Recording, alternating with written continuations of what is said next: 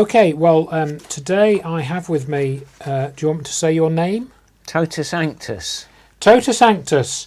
And Totus and I have been in touch for several years now, and we've communicated by email and by letter.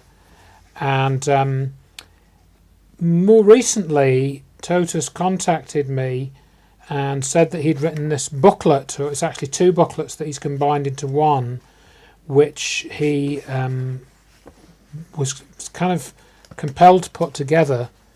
And I think you'd done this in late 1990s and early 2000s, didn't you? Yes. And I think you finally published this in 2001, but you didn't put it onto general release or anything, did you? Or no. So we'll talk about that a little bit. But the title of the booklet, or the two booklets, are Thought Police, Inside Our Heads and Controlling the Human Race.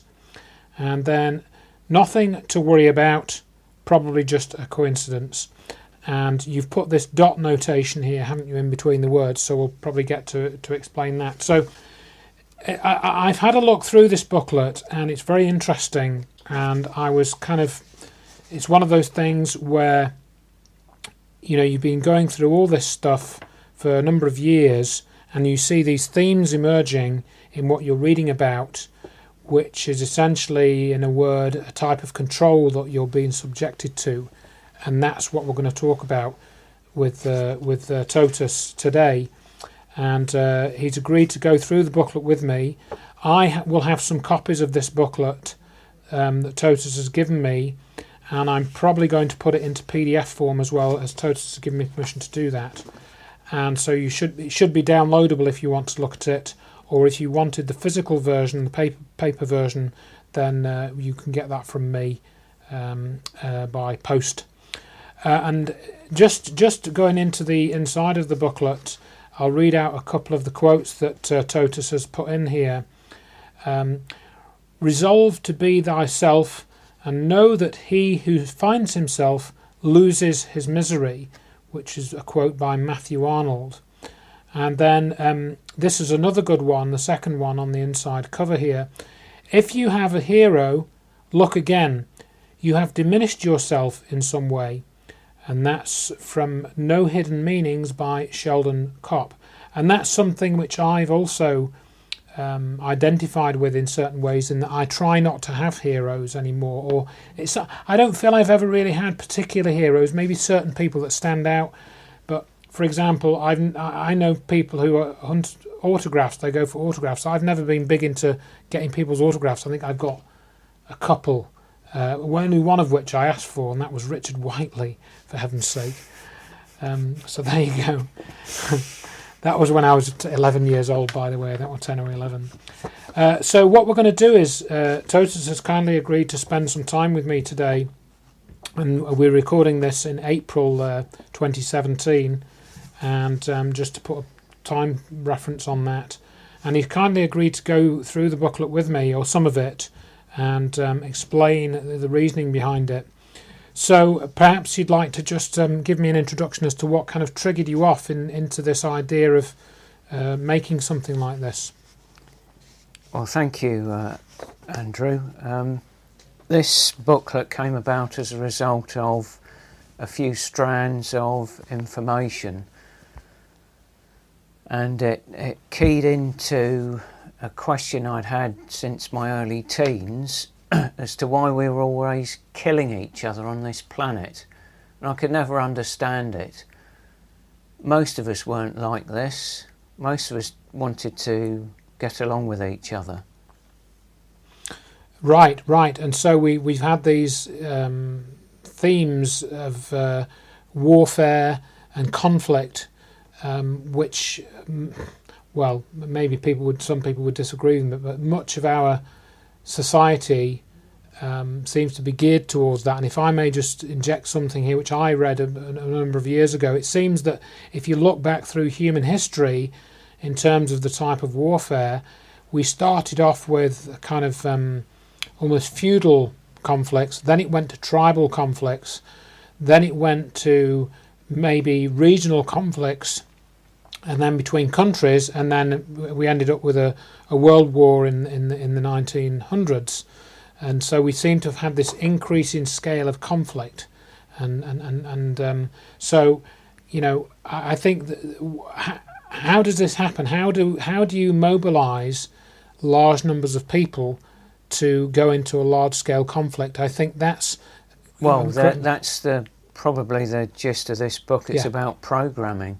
It's about making people believe things that aren't necessarily true, or even better, that they have a slither of truth in it, and others will not see that it is a slither, and there's other aspects that are present that undermine that slither of truth. One example I could say is in one of the 7 questions that I've got, which we'll come to, and it's a simple saying, and it says it's practice makes blank.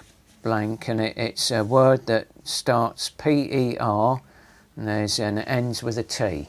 And everybody out there who's got a brain worth a name, with a few exceptions, will are already saying that to themselves. Yeah. And I will show you that that isn't true when we come on to it.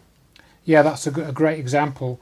And so, so you start off with this. I think this forms the first half of the booklet, doesn't it? Where you kind of come out with these questions and ask people to ask themselves these questions. And typically you have a kind of, as you're implying there, a default answer that people will come out with.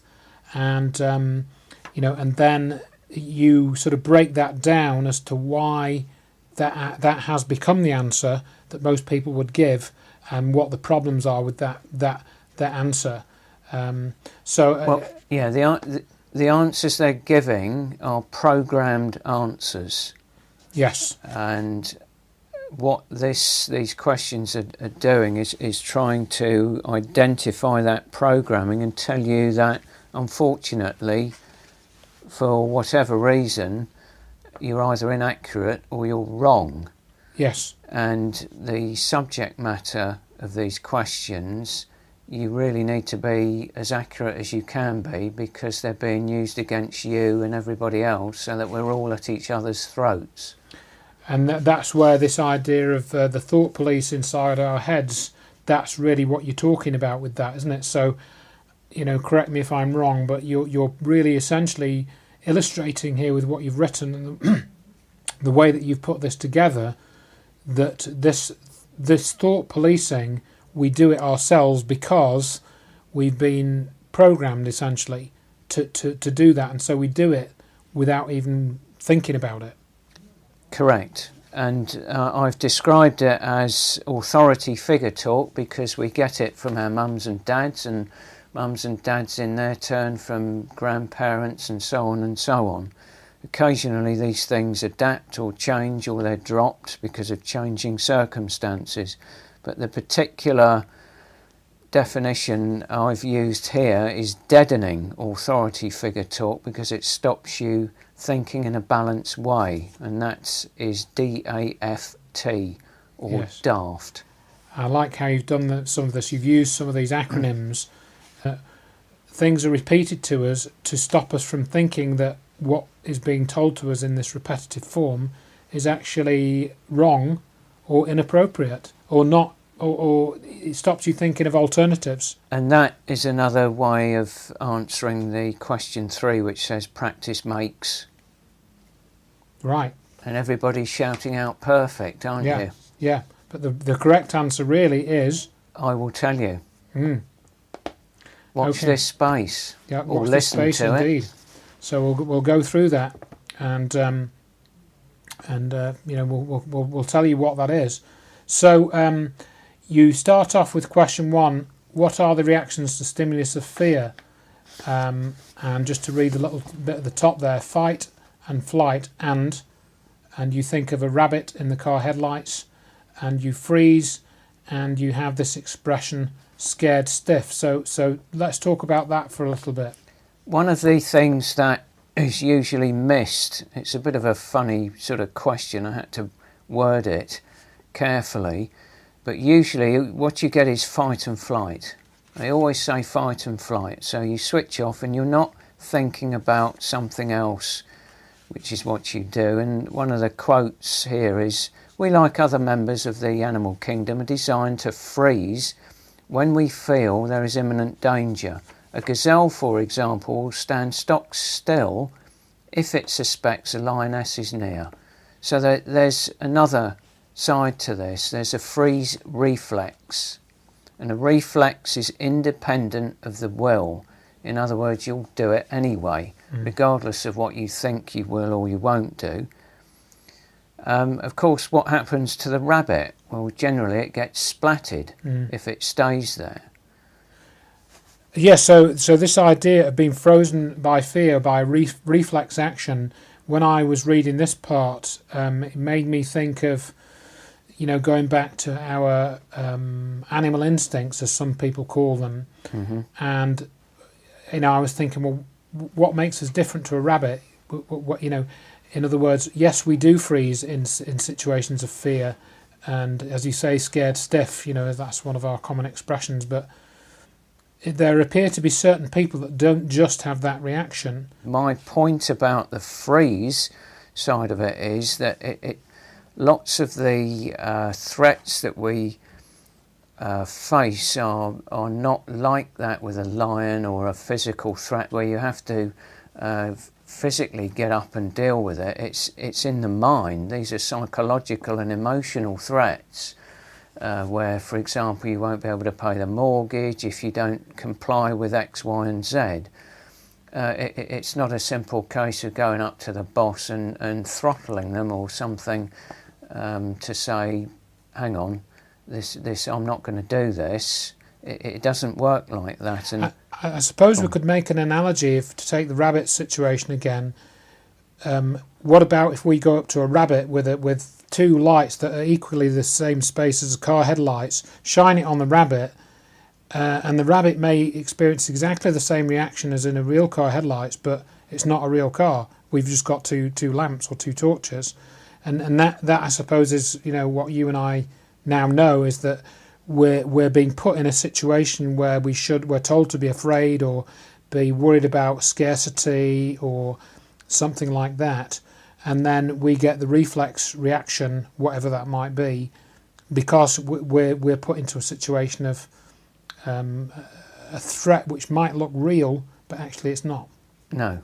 Or it could actually be real on a few occasions, for example, where people are made examples of, so that the rest of the people will then comply.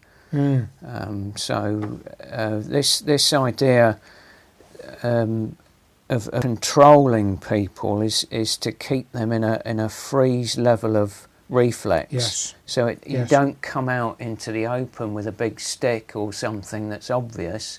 You do it in a subtle way that doesn't provoke such a strong reaction or reflex rather. Absolutely.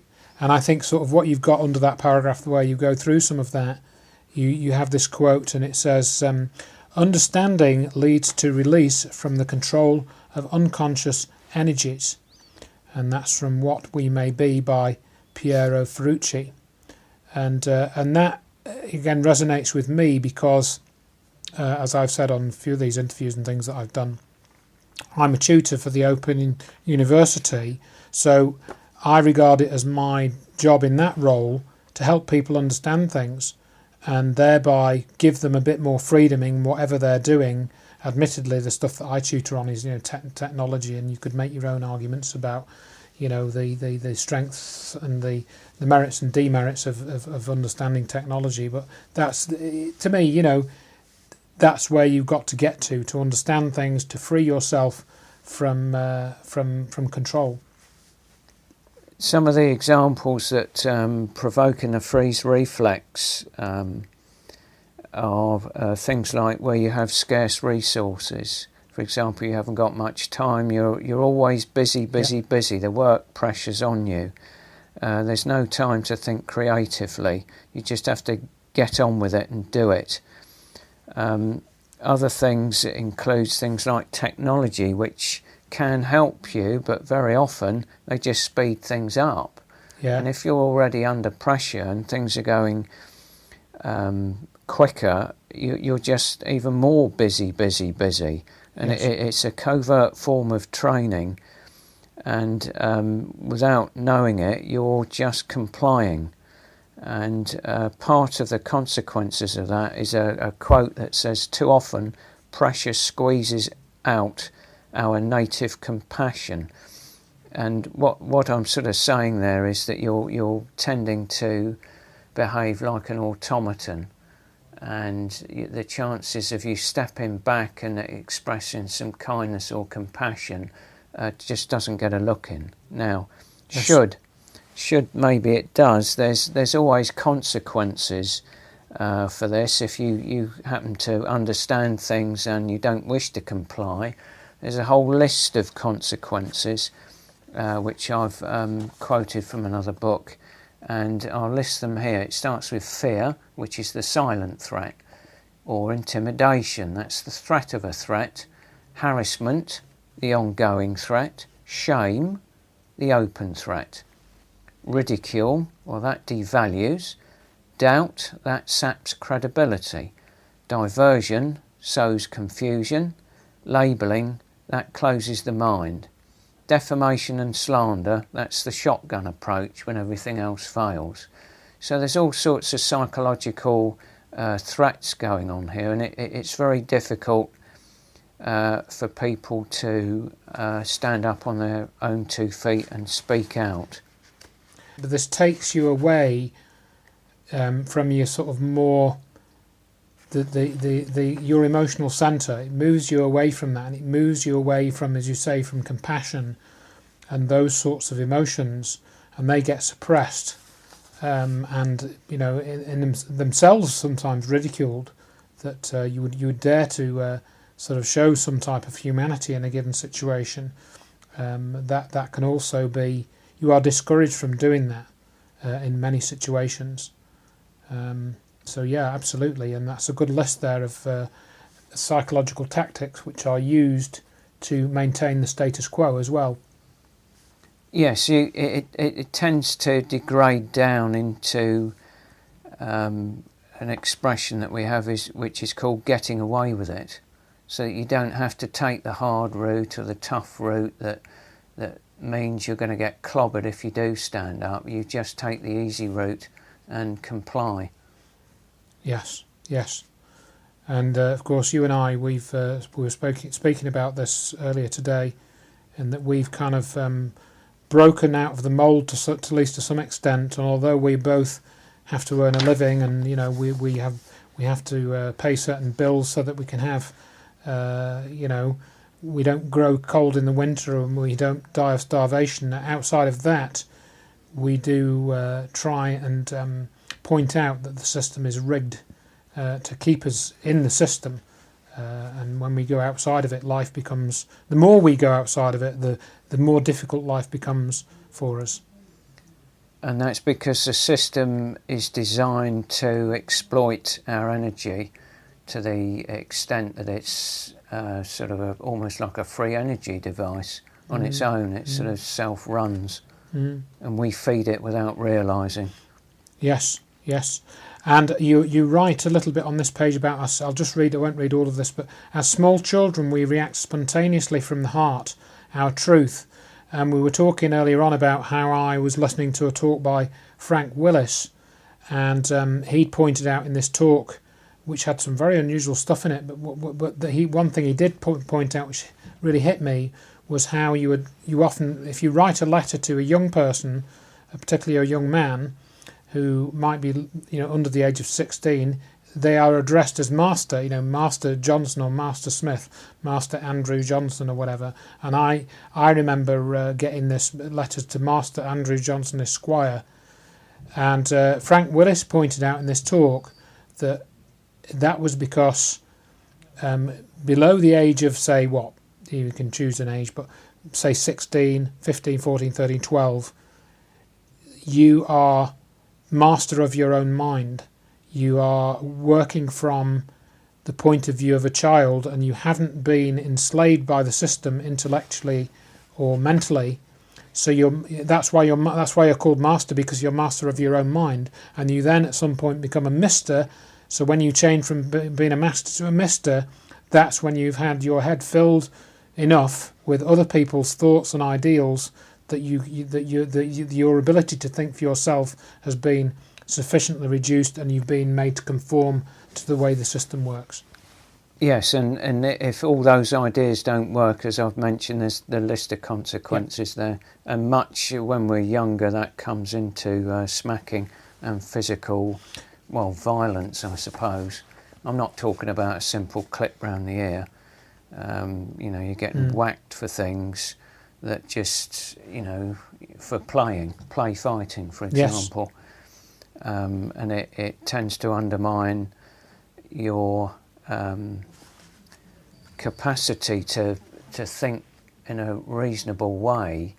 One example I can think of is play fighting with my brother, and we'd be summoned down to the kitchen by my mother, and it was quite a simple process of who started it. I didn't know what was going on. I was new to this game, and my brother, before I could breathe, said he did. So I ended up being whacked, and that made me cry, it upset me. I didn't understand what was going on. This then progressed. We started up another play fight. Being a bit of a slow learner, I got clobbered again, and yet again lies were being told. I knew it wasn't true. He's an older brother, and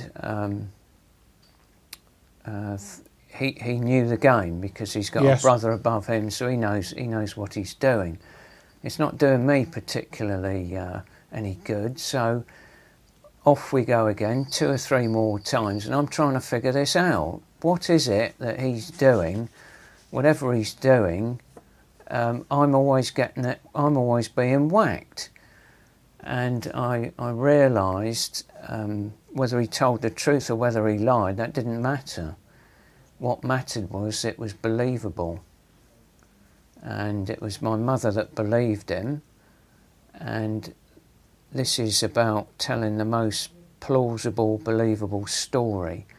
And my suggestion is that if that's going on, without offending the laws of logic, arguing from the particular to the general, because I don't think I am, because I think generations of us have had this, what would you expect to see in the adult world?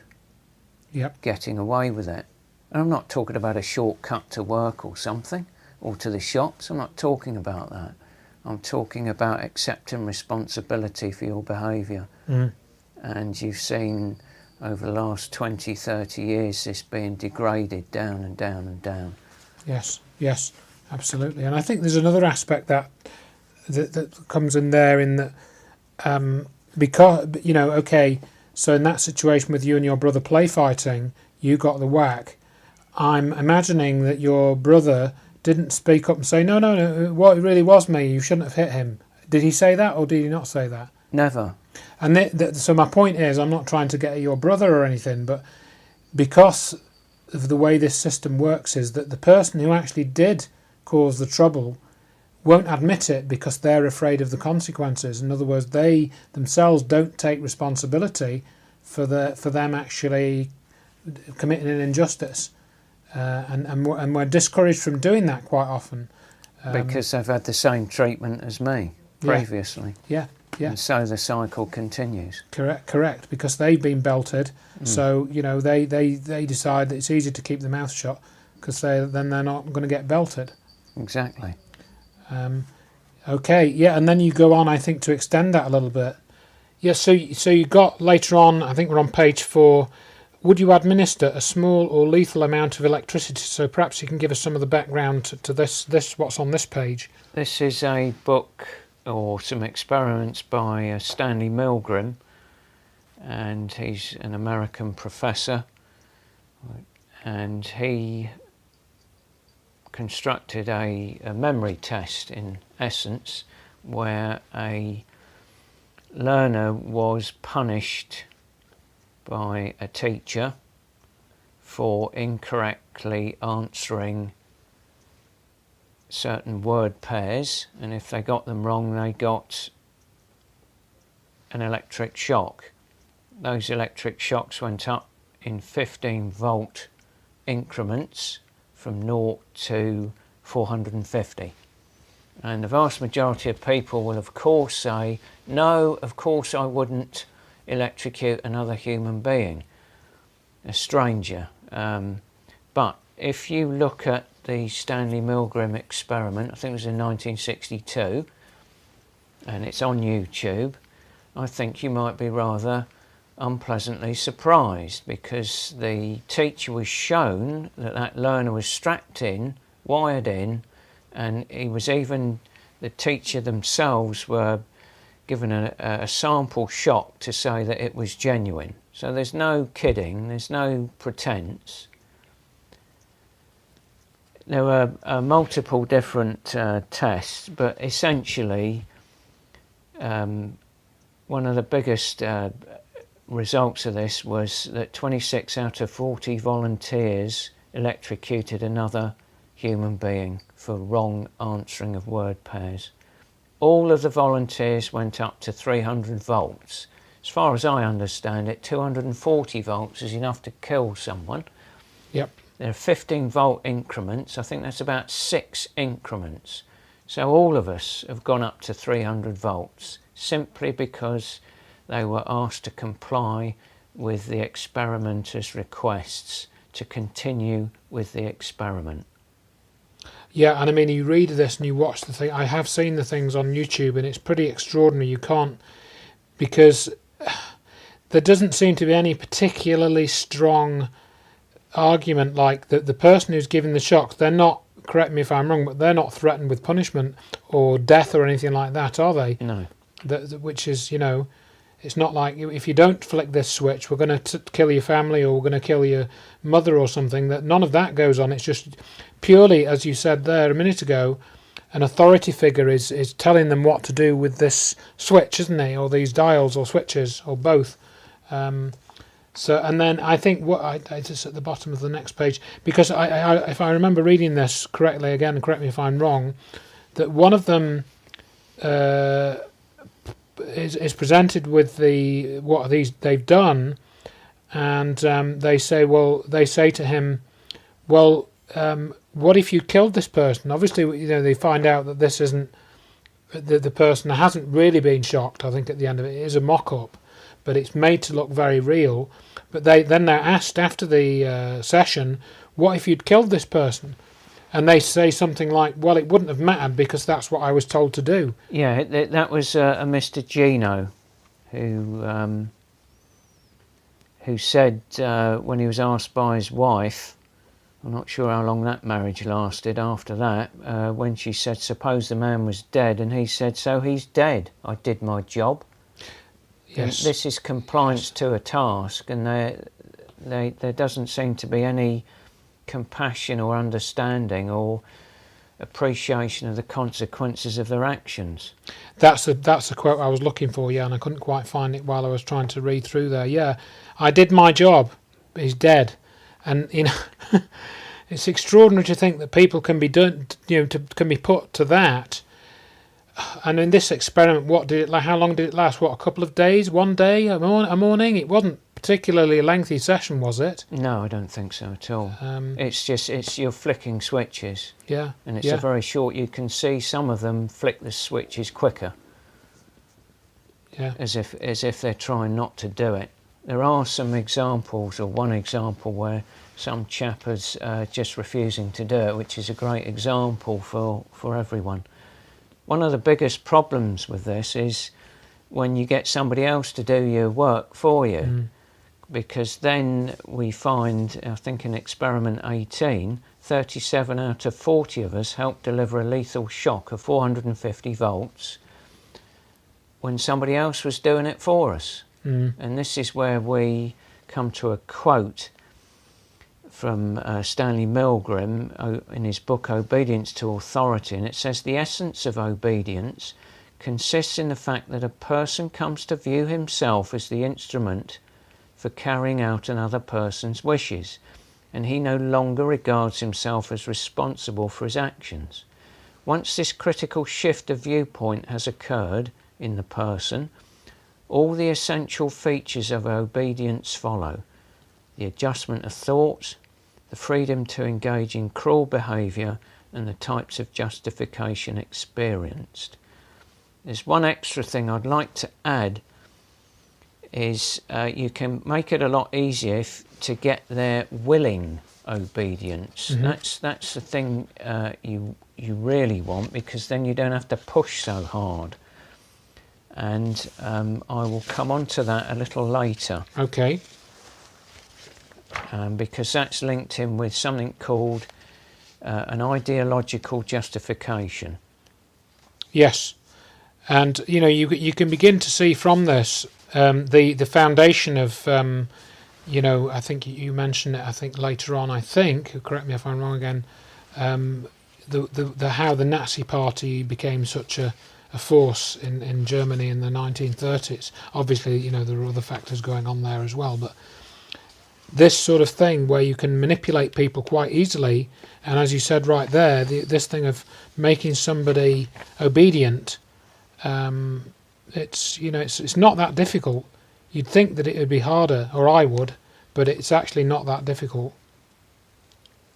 And that's because of the programming we've had when we were children. Yes. Yes. And it's unconscious, we don't know it's there, and it's being played on.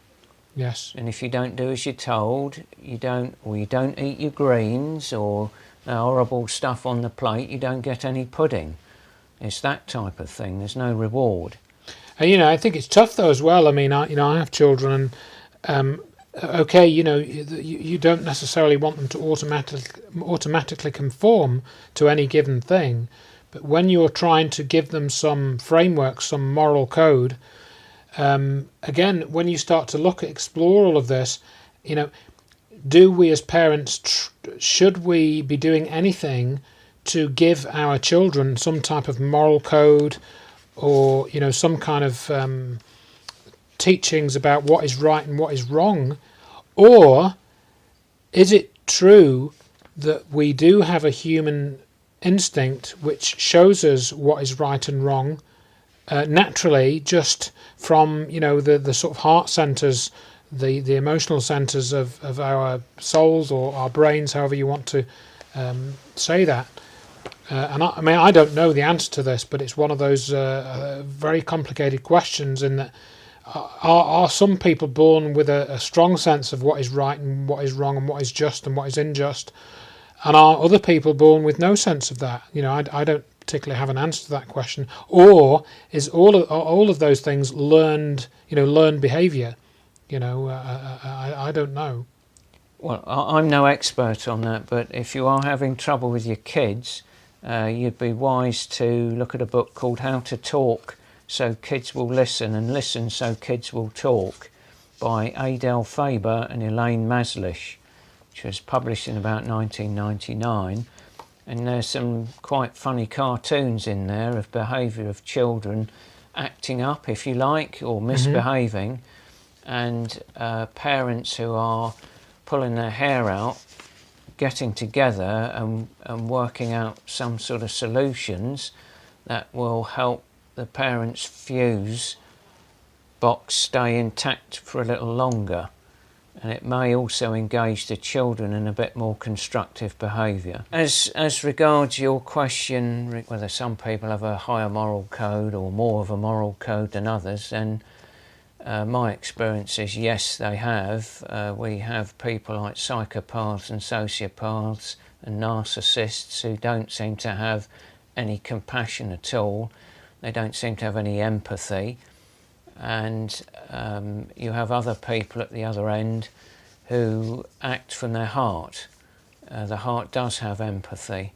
The heart looks at the bigger picture, and it's very aware of consequences of certain actions, and it makes sure that, if it possibly can, everybody benefits, not just a select few. And we're going to come on to some of that, aren't we? You mentioned earlier about Nazi Germany. I've quoted here, during World War II, about 10 Gestapo officers in effect controlled 100,000 inhabitants of Würzburg, using fear to condition them to inform on those thought to be undesirable. These suspects disappeared and the grapevine went to work. 10 people cannot control 100,000 others without 100,000 others contributing Yes. and assisting. So in other words, there is a strategy at work to basically get the people to reprogram themselves in accordance with the agenda of the small group of 10, in this particular example. And I suppose that's what we're subject to on a much larger scale now. And usually with much more dilute consequences, but Yes. more often. There's something else about exposure, which I'll come on to in another question, rather than do it now. If Okay. perhaps this is an appropriate quote as well, which we've mentioned earlier about not physically beating somebody. This is from the Talmud, and it says, "You can kill a person once, but when you humiliate him, you kill him many times over." Yes. Yes, and you talk about a mental or emotional death. And in its place, instead of the heart, there's a brick wall that starts to be built, and it's there to defend what's left of your heart. Unfortunately, it tends to end up bricking off the heart, except with rare occasions or extreme circumstances when we're adults. Yes, and I mentioned earlier on in our conversation before the interview that I was kind of wondered if you'd heard of Wilhelm Reich, because that type of concept, you described this idea of putting a kind of a brick wall around your heart, or and you've got this in your picture, which we'll talk a bit more about later on. And Wilhelm Reich talks about this emotional armour that people build up, which becomes, when this emotional armour, is formed in a certain way, it causes all kinds of psychological problems for people, depression, and I think you mentioned this somewhere. I remember coming across that in your writings here, and it can give you all kinds of mental health issues, and it's to do with this emotional armour. It's to do with this strangulation of the heart, and what it's and it's kind of the suppression of its function. Well, yes, I mean you're talking about repression. You can suppress things temporarily because of whatever other circumstances you find yourself in, but if you don't get a chance to release or discharge that pent-up energy, that can cause problems at the energetic level, which will then feed through into the biochemical or physiological levels.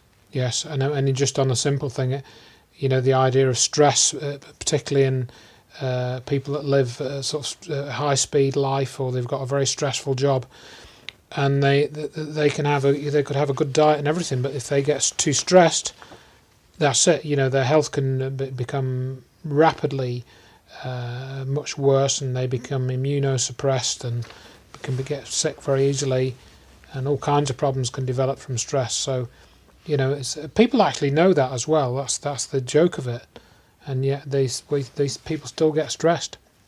Well, they keep doing things that hurt themselves, and you're back to Stanley Milgram again. Yeah. They know it's wrong. There's a quote here from his book. It says, "Some subjects were totally convinced of the wrongness of what they were doing, but could not bring themselves to make an open break with authority. Yeah. What they failed to realise was that subjective feelings are largely irrelevant to the moral issue at hand, so long as they are not transformed into action." Yeah, exactly. So, this has all been written about, and the people that are running the planet, they know all of this, and they built it into the system, and it's been in the system for years. That makes it normal. And if it's normal, it's okay, and if it's okay, you're not going to question it. Yeah. Normal is just what everybody else does. Well, that doesn't mean it's correct, true, or whatever. It's just what everybody else does. Yes, indeed. So that, I think that sort of brings us on to the answer to the question we talked about at the beginning, doesn't it? Does it, or do you think, on the next page that I'm looking at now? Well, yeah, this is linked into it, because we think this is the question practice makes, and it's one word. The answer is one word, and it begins with a P and ends with a T, and everybody shouts to themselves, "Perfect," don't you? Oh yeah, absolutely. Unfortunately, it's not quite right or correct.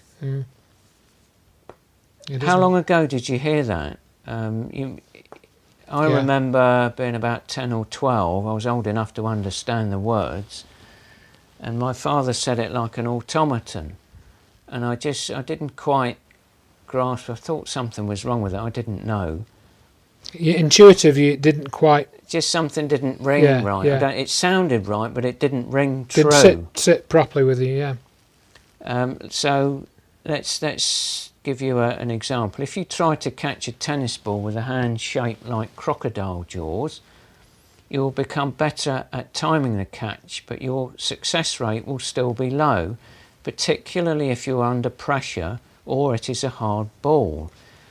It will hit the heel of your hands and most likely bounce out before your hands can close around it. This type of practice can hurt you and emotionally get you down. However, if your hands are relaxed, shaped like a bowl, palms facing the ball, fingers spread and relaxed, experience tells us you have a far higher success rate in catching the ball, hard or soft, or under pressure. This type of practice puts you in the know and gives you confidence in your own ability.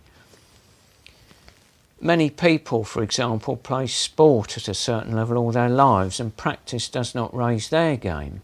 Granted, their main purpose is the social side of the game, but it just goes to show. And another example is that people drive cars for years and their driving standard is still poor.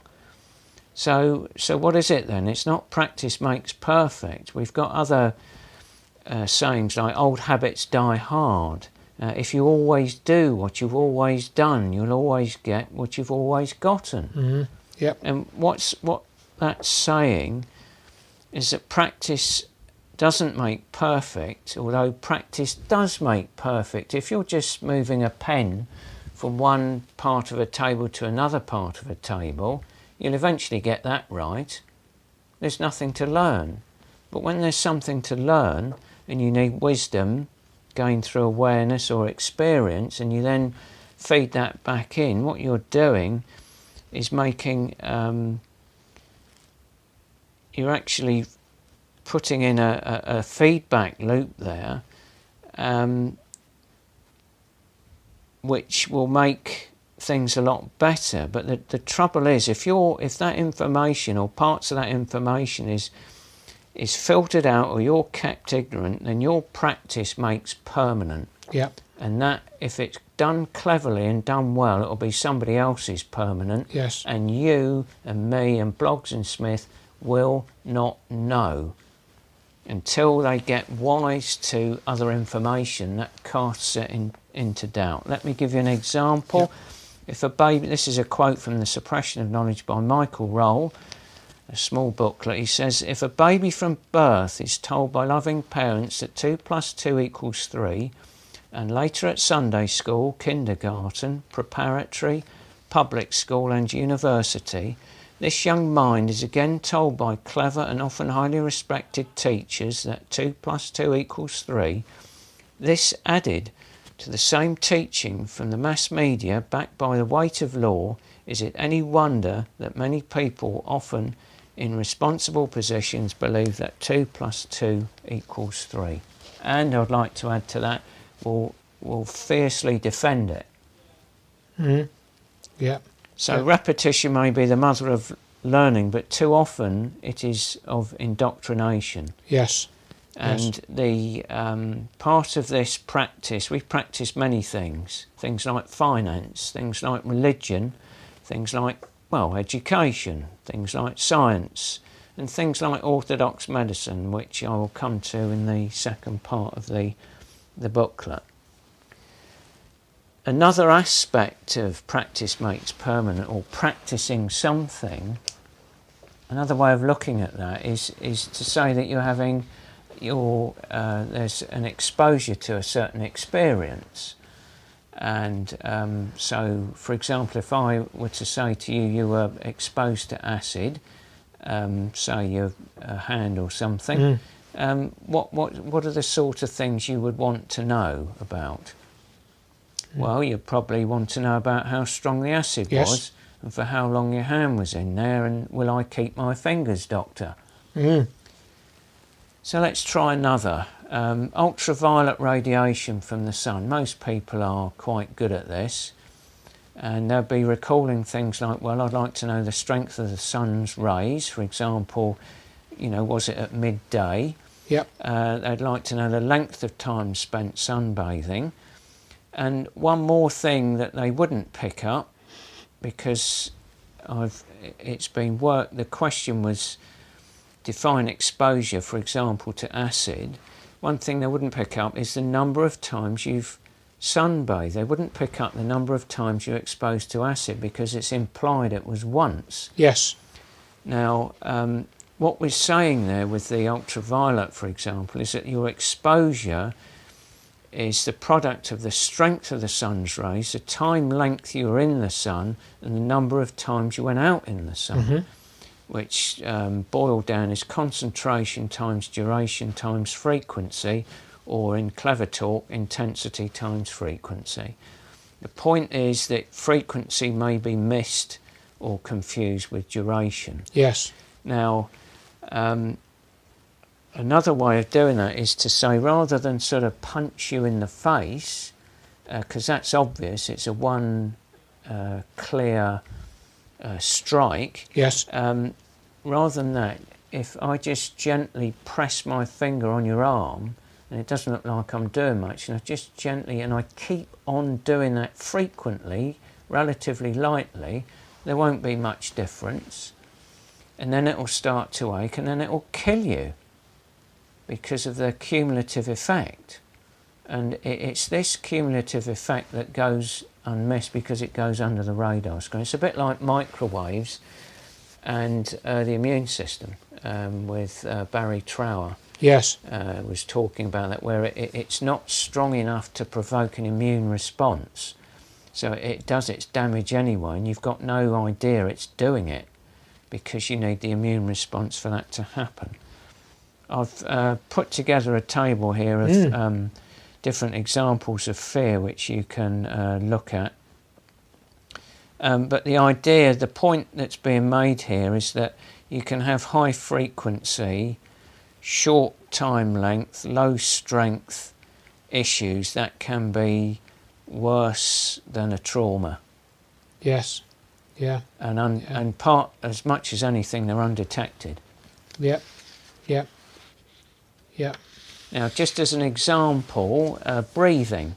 The Russian physician, Professor Buteyko, came up with a theory that a majority of the human population actually overbreathes, some more severely than others, because people are unaware of this factor. He called it hidden hyperventilation.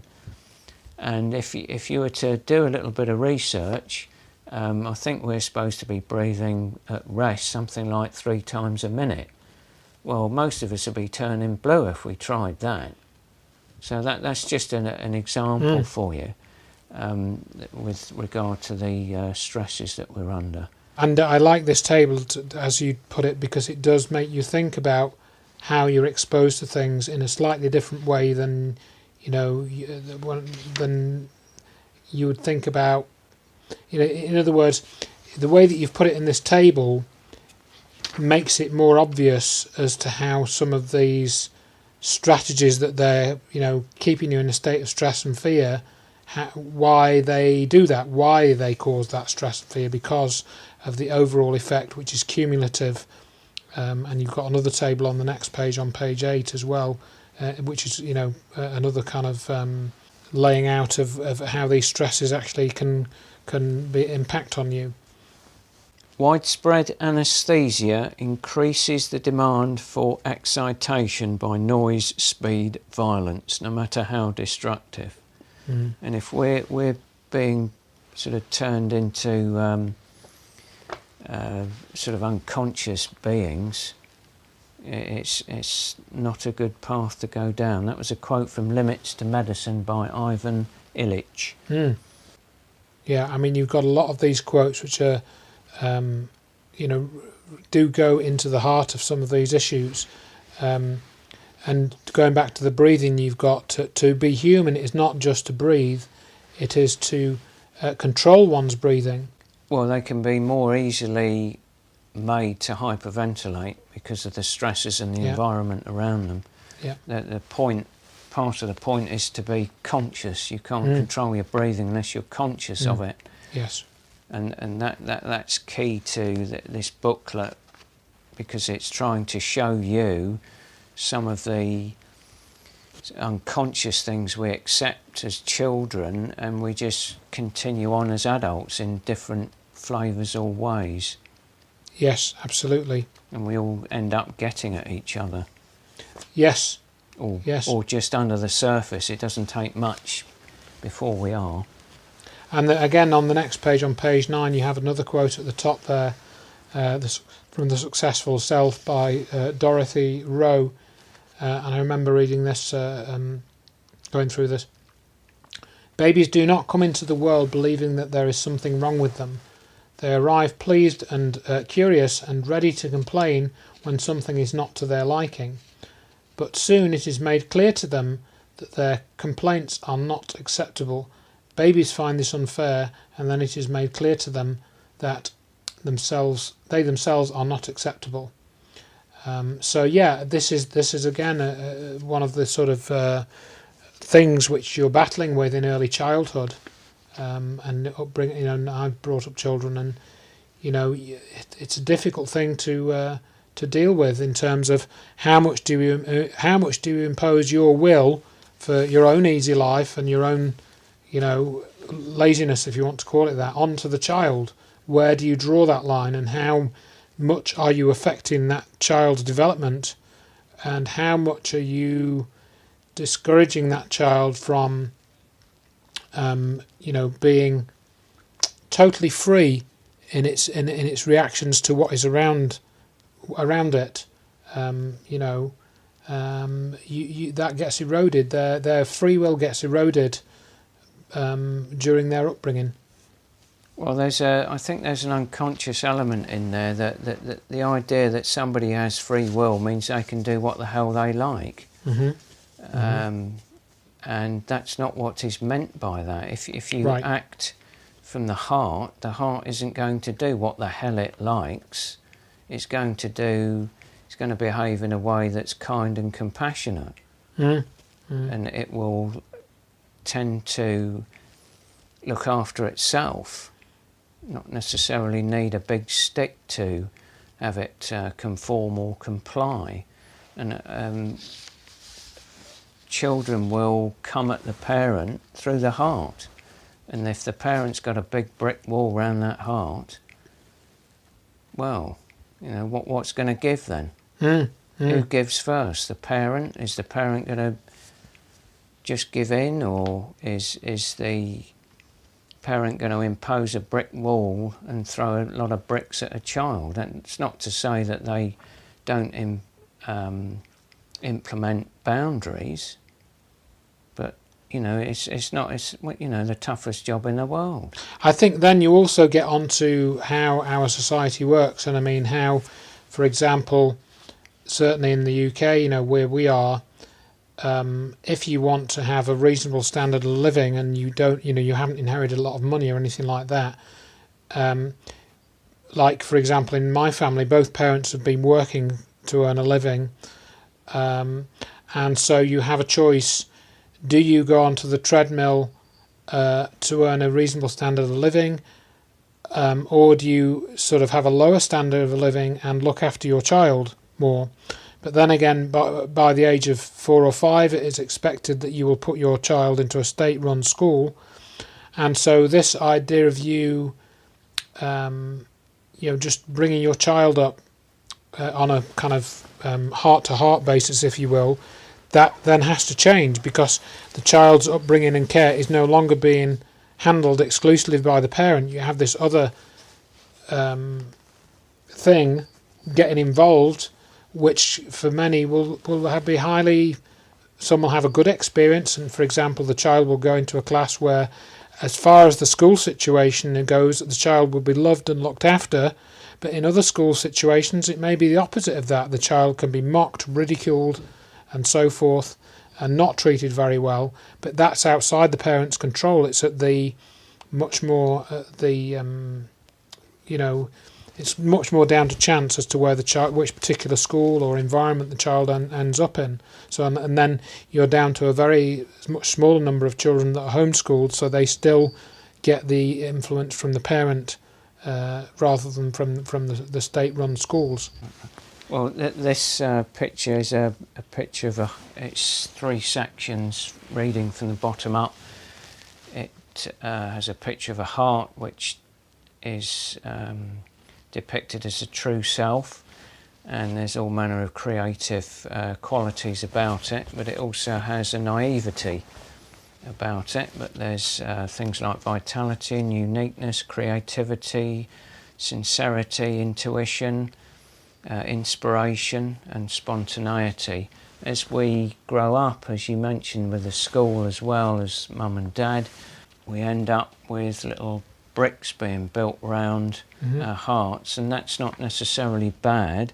It's just there because we need it there to protect our hearts from other people who maybe aren't quite so pleasant. We usually starts with bad, mad and sad. When we're young, we identify something that's bad, that we don't like. If it's something that we don't like and we think it's a bit odd, we call it mad. And just in case it's associated with somebody we know, and we can't call them mad because that might reflect on us not very well, we call it sad. It's a very clever little sidestep. You get all sorts of things like ought, not, and must, and never, and all these types of things which may have their place. The bricks really are authority figure talk, and most of that is deadening or daft. The gaps in the wall are expressions of true feelings. The mortar that holds the bricks together are fear and ignorance. And the brick wall itself is our false self, which we present to the world in order to survive or be accepted or loved or appreciated. As we become adults, we just have similar stuff, but it has longer words. The psychologists call them rationalising. Examples include relativising, say one thing's worse than another, or minimising, or trivialising, or intellectualising, or normalising, or idealising. There's also a big dis game goes on, DIS. So if you don't like something or you perceive it as threatening, you go into the discredit mode, or you disbelieve, or you disqualify, or you dismiss, or you distance yourself, or you disown it or them, or you destroy. Yeah. There are other things, clever things like expediency. For example, the ends justify the means. Well, actually, I think it might be that the means shape the ends. That might be a bit more accurate. There's sophistry, which is clever, faulty reasoning. For example, practice makes perfect. Yeah. You've got deceptions, like praise your child and he or she will get a big head. You get manipulations, now be a good boy or girl and do as daddy or mummy says. And you get contradictions, like strict but fair and loving smacks. I never remember smacks in my experience being loving. And cruel to be kind, that's another one of those phrases, isn't it? It is. So there's a list of things that I've mentioned carried out, and it's just a sort of a very potted example of what happens, a thumbnail sketch if you like, as to what happens when we grow up and are programmed. Yes. Now, just to get the behaviour to the desired way, there's a question here that says there's no surer way to make someone behave like for example, a moron, and that is to blank like a moron. What I'm trying to say there is that you have to treat them like a victim or a victimiser to get them to behave like one. Yes. And that sort of induction, I've drawn a parallel between one electrified wire is brought close enough to an unelectrified wire, and the second wire will conduct electricity too. Well, when I was a kid, we used to have one of the things we used to say in our family is, you know, like my brother would say to me, "Oh, you're an idiot," you know, or they'd say it to one of the others, and then somebody else would simply pipe up, "Takes one to know one," you know, and that's kind of, I think, a reflection of your phrase there. And I think it was said as a kind of a defensive, kind of jokey type of witticism, but it's actually, I think, that there's a lot of truth in that. You know, it does take one to know, and it does. If you do treat somebody like something, they will become that thing. You know, become that type of person. Well, that's what the truth is doing there. It's exposing the shortcoming of such a remark. Yeah. So if you keep treating or reinforcing them like a slave to subordinate their free will and creative thinking, then they're not going to have much choice. But to end up behaving like a slave or a slave driver. And I mean, just to dwell on that idea of, you know, the thing that's coming to my mind, which harkens back to an earlier point rather than this one just made, but I distinctly remember going from primary school to secondary school, you know, here in the UK where I went to school. And I used to love writing stories when I was... when I was 11 years old, I wrote this story, and it's like 20 pages of A4. You know, it's a story about a picture where I see all these things in the picture, and I get sucked into the picture and travel through these different worlds and stuff. And I wrote that when I've still got it in the loft actually, and I wrote this when I was 10 years old, and or 11 years old. And then I used to love doing this. I did this probably from about the age of 8. I used to love writing stories. But then when I got to secondary school, there was almost no opportunity to do that anymore. We had to do the work for the curriculum, and I think we had one or two English essays that we had to do, one of which I was allowed to do a story that I'd made up. And that was the only chance I got to express that in that age. And you know, it just that creative. There was no place for that creative work at that time. You know, so that's another example of how this sort of creative sort of process gets suppressed. Yeah, that's mentioned in the education section. That's right. One of the examples that we practice, or is actually programmed into us. What you've just said there, and I will come on to there are 8 levels of intelligence, but 7 main ones, and you'll see it doesn't really matter whether there's 50 of them, because you're only going to get the left brain hemisphere that's going to get worked over, which is robot. So you've got you're reinforcing them, you're programming them, you're treating them like however you want them to behave. Now we're going to look at numbers now. How do you go about having a small group or a club or something of people? What about on the bigger scale then? Abraham Lincoln said, "It is true you may fool some of the people all of the time, and even fool all of the people some of the time, but you can't fool all of the people all of the time." Well, I'd beg to differ. We know about the 100th monkey syndrome. When a critical number of monkeys are trained in how to complete a task, other monkeys totally unfamiliar with the task were found able to complete that task. So I would suggest then that in order to get or to take that into account, the expression would be more accurate to say it is true you may fool some of the people all of the time, and even fool all of the people some of the time.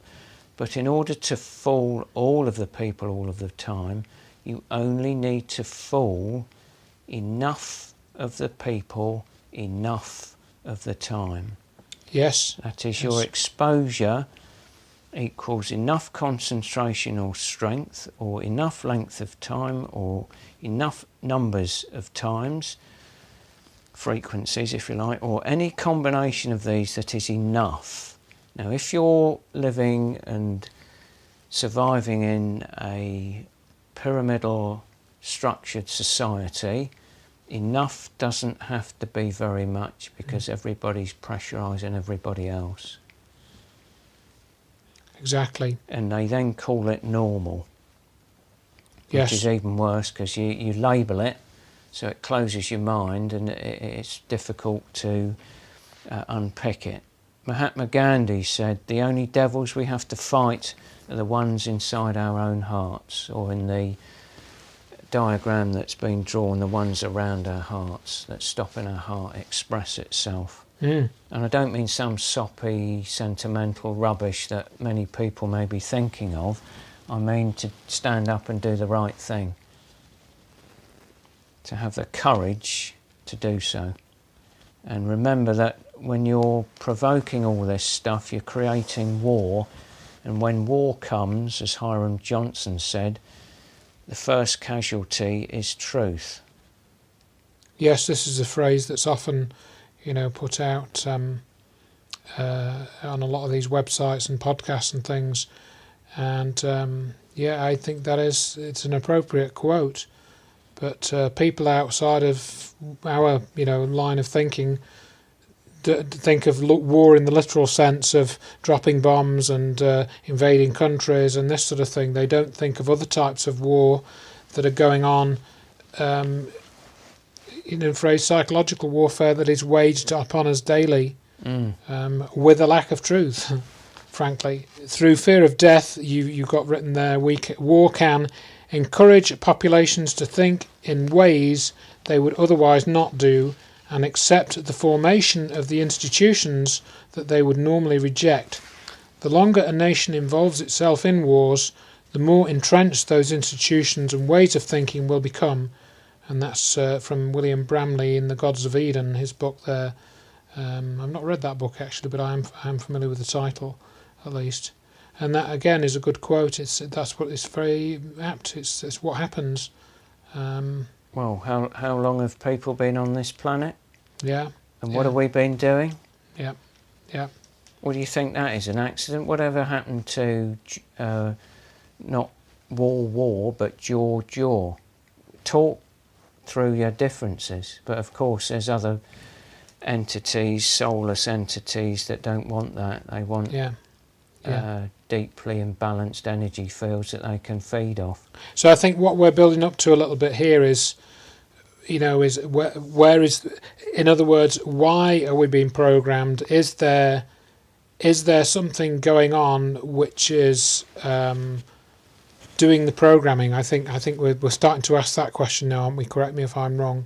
I would have said so, yes. If you've gone on that long with pestilence and disease and poverty and war, and the vast majority of us are not like that and abhor that, well, why hasn't it waned? Died out? Why hasn't it died down or died out or is on the way out? Yeah. Why are we invading everybody left, right and centre? Yeah, and I mean, we've just seen, a lot of people, just to digress very slightly for a minute, people have talked about 2012 being this great awakening and the change in consciousness and stuff. And a few years before that, I was really quite hopeful that would happen. But of course, here we are in 2017, and they've just now launched these attacks in Syria again. And we've seen a repeat of all these various alleged terror incidents and all that nonsense again. So it just seems like nothing has changed in the last 15 years to my way of looking at things. And I suppose that sort of ties in a little bit with your next heading on page 15 here, where you've got thought creates reality and so does belief. And maybe this whole thing about programming is creating a mindset which then stimulates certain thought patterns and perpetuates them. Practice makes permanent, and that's what starts to create reality. Perhaps I think that, I'm guessing that's the sort of thing you're leading into here. Yes, it's summed up simply by, I think it was Dr. Samuel Johnson, who said the chains of habit are too weak to be felt until they are too strong to be broken. And that's the programming, the belief systems, where continually we seem to be asked to look out and look up for guidance and for wisdom and for knowledge, when in fact it might be better if we did our own research and questioned everything. Absolutely. Maybe that's just too hard to do with all this convenience that we're being sold. And again, that's another we're going to get on later, to the how this whole idea of looking into yourself to find things out and come across certain answers is kind of discouraged. The programming itself discourages looking in that direction and tends to encourage you to look outwards and look to these other people who supposedly know all of this stuff and want to ram it down your throats, basically, in one way or another. Well, homeschooling of children, what's the big problem? Yeah, this is just a summary of the 7 questions and their answers. Okay. Which is in the second column. It's 3 columns and 7 rows. And we've been discussing those 7 questions, and there's a simple answer to each of them.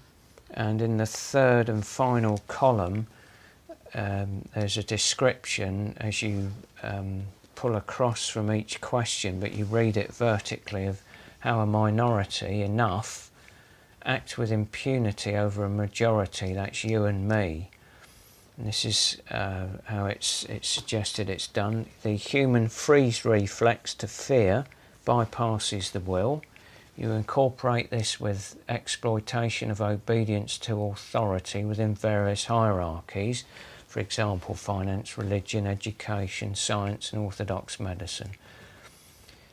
You, with examples of the above, but these atrocities are visible, so war and things like that, killing, and they create opposition or defiance after the event, i.e. they're challenged.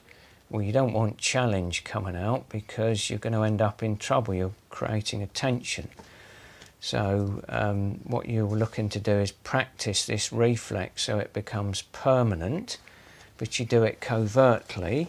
Yep. You lower the strength and the time length, but increase the frequency to have a similar effect, also making it less detectable, i.e. it's covert. Yep. You maintain the permanence by induction, i.e. keep treating them like slaves or victims, inducing us into being normal because everybody else does it, so they're not going to pick it because there's nothing different there that they can compare it with. And remember, you only have to do it enough times to enough people or enough of the time, or any combination of these that is enough to in effect have control of the whole. Just in case, after all of this, creativity and inspiration see through the accepted order, con people, impose belief, and the root of that word is replacing, impose belief systems for our own thinking, con the cleverer ones into thinking it is, for example, ethics for religion or cash for loans and interest. The less clever will follow.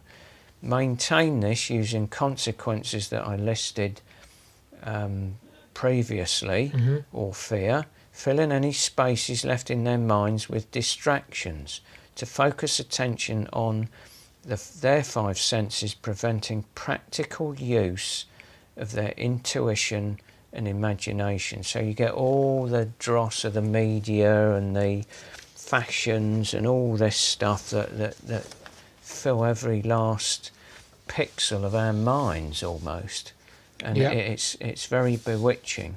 Yeah, and things like the competitive sports, mass followed sports, like in the US we have the American football and football in Britain, and all these sports that are just a big distraction to thinking about the deeper issues of the heart and the intellect.